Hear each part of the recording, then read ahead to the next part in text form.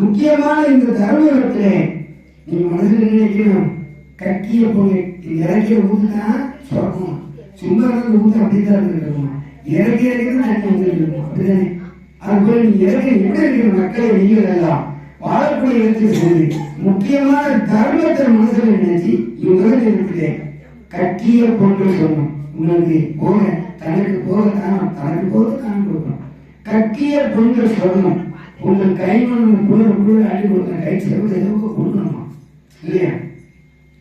பொக்கித நிறைவேற்றி நீங்கள் அப்படி இருந்தீங்கன்னா பொக்கித நிறைவேற்று வீட்டிலே வச்சு கூட்டி கூட்டி பாருங்க, யாருக்காவது தெரியுமா? கொடுத்து பாருங்க, கைமொழின்னு பேர் வாங்கிக்கலாம், அப்படிதானே?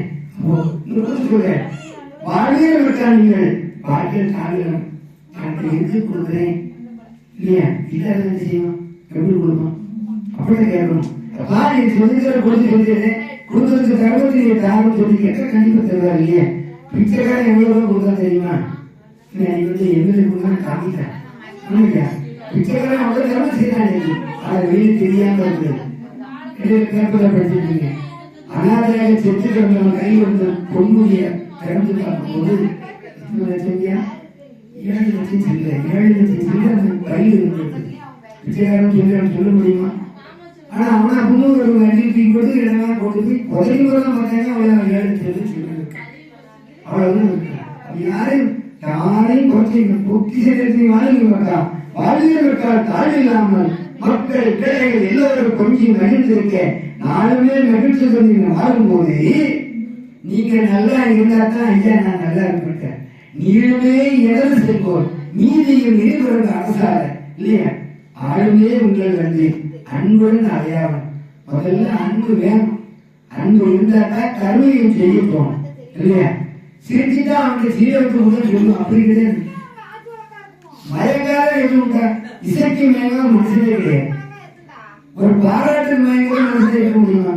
மணி ஐயா எங்களுக்கு அடி சொல்ல உச்சி கொடுக்கணும், இவர் கொடுக்க சொல்ல சொல்ல இல்லையா? அப்படி கொண்டு உடனே எங்களுக்கு குழந்தை சொல்ல என்ன வச்சுக்கோ தூக்கத்தையும் கொடுக்குறாங்க. புரட்சிக்கு மழையாத யாருமே இல்லை, உண்மைதான். இப்ப நீங்களாம் நல்லா இருந்தீங்கன்னா இதை பத்தி இன்னும் வளரணும், என் பேருந்து வெளியில போகும். இப்பதான் கொஞ்சம் கொஞ்சம் வெளியில தெரியாது. தருவை வரைக்கும் இந்த மேல ஓங்கல ஒரு ஐயவர் எதையோ கேட்டாங்க, டிவி கூட கடையோட கேட்டாங்க, மேல ஒரு ஐயவர் இருக்குது, அது எங்க இருக்குது? நீங்க தான் வழிபாட்டு சொன்னீங்க நினைக்கிறேன். சேர்ந்து அழகிற பக்கத்துல இருக்குது, நீங்க கடை சொன்னீங்க, அதெல்லாம் இதை சொன்னீங்க. இந்த அழகிறது அடக்கிறதுக்கு ஒரு நெல் சேர்ந்து அது பக்கத்துல இருக்குதாங்க, நமக்கு தெரியாது சொல்றேன். அது பக்கத்துல இருக்குது மேலே சொல்றேன். அந்த காலத்துல அப்படியா நீ 10 வாரம் அந்த தெரியல.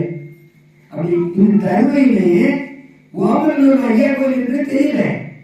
அப்படி எல்லாம் நீங்க நல்லா இருந்து நான் இப்ப ஒருத்தர் கேள்விக்கிட்ட இந்த ஐயாவால் நான் நல்லா இருந்தேன் சொன்னீங்கல்ல, அப்படி இந்த புகழ் வெளியில போனாதான் அங்க இருக்கிற மக்கள் இந்த ஐயா ஆடல பாடல எதுவுமே சொல்லல. உங்களோட குறையாத ஐயா சொல்லிட்டு ஐயா நடத்திருப்போம். அந்த நம்பிக்கை இருந்தா உங்களுக்கு வரலாம் இல்லையா? ஆடுவாரு முடிச்சல உட்காந்து பாடுவாரு எனக்கு இல்ல, எனக்கு அந்த அதிகாரம் இப்ப இல்லை. வந்து கேள்வி கொடுப்பாரு இல்லையா? இன்னும் சொல்ற நீங்க வண்ணமாக கலர் கலரா நீளம் ஒன்றும் வரம்பணி விலகாம இருக்கணும். வரம்பணி என்ன? ஒரு வரம்பு நமக்குள்ள ஒரு முறைமை, அதை விட்டு மாறாமல் இருக்க வேண்டும். தன்னமா நீங்க இருந்து வாழும்போது ஜனங்களே பதறாதீங்க, நம்ம எல்லாத்தையும் கொடுத்துதான் நாளைக்கு சாப்பிட்டு ஒரு வழியில பதறாதீங்க. அப்ப சொல்ல திண்ணமாய் அந்த மனதில் திண்ணம் மட்டும் இருந்தால் தன்னன் தன்னால் சிறப்புடன் இருந்து வாழ்வீர்கள்தான். வேற ஒண்ணுமே இல்லை, மனதில் எதுவுமே நினைக்க வேண்டாம், எளிமையும் இல்லை கிடையாது. ஐயா சொல்லுவாங்க, கோடி கோடியா கொடுத்தாலும் 10 மாடி விட்டு வீடு அடிப்பான். கையை சொல்றாரு குடிசைக்கு போறேன் அப்படின்னு சொல்றாங்க. ஐயா மாடிக்கு கூட சொல்லக்கூடாது. கண்ட துணி நல்ல துணி பட்டு கீரமாக இருக்கிறது வஸ்திரம் பதம் அப்படிங்கிறது பதம் அப்படின்னு சொல்லி பழகணும். இதெல்லாம் எளிமையா இருக்கணும். எளிமையா தான் எடுத்து சொல்லியிருக்காரு இல்லையா? உன்னிலும் பெரிய ரொம்ப அங்கர மாட்டான். உன்னிலும் பெரியவராக அறிவாயானால் நீ தன்னிலும் பெரியவராக அழைத்து இருந்து வாழ்வை பிச்சைக்காரன் சொல்லி பெரிய குறைக்கிறேன். நான் குறைக்கிறேன் ஒரு நாள் கண்ணில் எடுத்து சேர்த்துதான் சோழி பிடிச்சி அப்படி போனவர் இல்லையா? இன்னும் சொல்றேன் சின்னமாய் தன்னை சிறப்பு இருந்த வழியில் உன்னிலும் பெரியவராக ஒருவரை உயர்த்தி கண்டார், தன்னிலும் பெரியவராக தடை செய்திருக்கிற நீங்க வாழ்வீர்கள். சொல்ற என்னை விட நீங்க பெரிய மக்கா இல்லையா? ஆனால் உங்களை விட உயர்ந்தவன் நான். பொன்னியர் ஊற்றி வீசும் பொன்பொதி ஊற்றுவார் இருக்கும். இது போல குளிர உங்களை நான் அன்பாழ்ந்து என்று மக்களுக்கு சொல்லி 16 செல்வர்களுடன் ஆணுடன் பெண்ணும் பற்றி அதிகமான செல்வத்தை பற்றி இந்த தாயுடைய நிலையை மனதிலே வைத்து தருணமும் நெறியும் கற்று வேணுமே காலமெல்லாம் தனக்கு கொடுத்த மெல்லியரை அவர்களோடு வாழ்ந்து பூணுதல் இந்த கமலநாதன் பொறுப்பதம் பெற்று வாழ்ந்திருக்கும் மக்கள் எந்த வாழ்த்தி எல்லோருக்கும் கலகம் சொல்லி முடிக்கிறார். இப்ப நம்ம பட்டாசு சேர்த்துக்கு போகிறோம்.